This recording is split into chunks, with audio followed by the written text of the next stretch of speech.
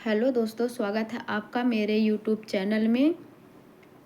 आप जिन जिन लोगों का वर्ग 3 में सिलेक्शन हो गया है उसका अगला चरण डॉक्यूमेंट वेरिफिकेशन का होता है, जिसकी संपूर्ण जानकारी आपको trc.mp ऑनलाइन लिखकर गूगल में सर्च कर देना है, जिसमें आपको 3 ऑप्शन मिलते हैं, एक प्राथमिक का, एक माध्यमिक का, एक हायर सेकेंडरी का।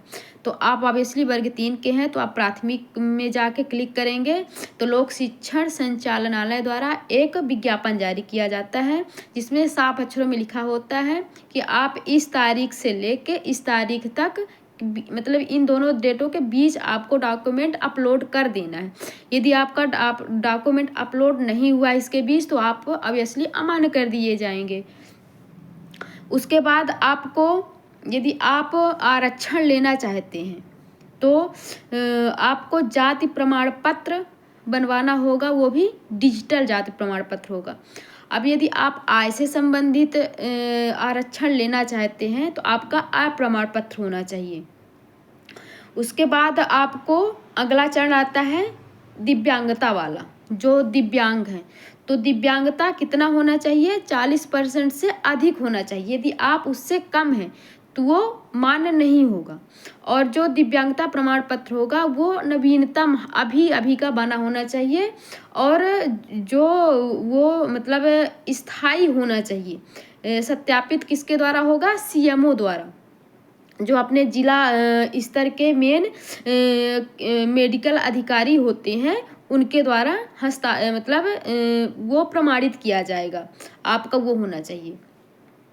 उसके बाद आप और नीचे आएंगे तो आपको एक चार्ट दिया जाता है जिसमें लिखा होता है प्राथमिक शिक्षक पद हेतु पत्रक। तो उसमें सबसे पहले आप अपना नाम लिखेंगे, अपने माता का नाम लिखेंगे, अपने पिता का नाम लिखेंगे, पिता या पति 2 ऑप्शन होते हैं। उसके बाद आप 10वीं की अंक सूची होगी, जिसमें मतलब वो मेन डेट ऑफ बर्थ के लिए जाती है। उसके बाद आप हायर सेकेंडरी की अंक सूची लेंगे, और हायर सेकेंडरी के बाद आप स्नातक स्तर की, जिसमें आपको सभी सेमेस्टर, साफ अक्षरों में लिखा है, सभी सेमेस्टर की अंक सूची होगी। उसके बाद आपको मतलब डीएलएड की सभी सेमेस्टर की होगी, जैसे आप स्नातक के लिए थे उसी प्रकार डीएलएड की सभी सेमेस्टर की सूची लेंगे। उसके बाद यदि आप मतलब दिव्यांग हैं तो वो दिव्यांगता प्रमाण पत्र जो अभी नवीनतम होगा वही मतलब लगेगा। यदि आप आरक्षण मतलब लेना चाहते हैं, जैसे एसटी, एससी, ओबीसी ये सब हैं, तो आपका जाति, निवास और आय प्रमाण पत्र तीनों होने चाहिए। उसके बाद यदि आप अतिथि में पढ़ाते हैं तो उसका अतिथि वाला प्रमाण पत्र होना चाहिए। यदि आप भूतपूर्व सैनिक हैं तो आप वो प्रमाण पत्र होना चाहिए।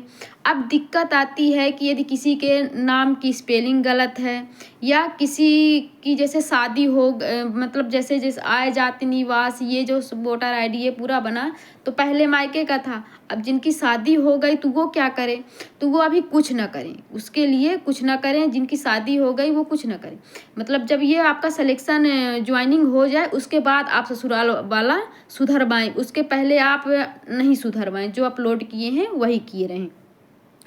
और जिनके नाम में दिक्कत है तो नाम में एफिडेविट आप अपने नज़दीकी तहसील में जाके एफिडेविट किसी वकील से जाके, सरकारी वकील जो होते हैं उनसे बनवा के आप लगा सकते हैं, इसके लिए कोई दिक्कत नहीं है। यदि आपको और भी कोई दिक्कत है तो आप मेरे कमेंट बॉक्स में मैसेज करिएगा, मैं जितना हो सकेगा मैं आपका ज़रूर रिप्लाई करूँगी। धन्यवाद।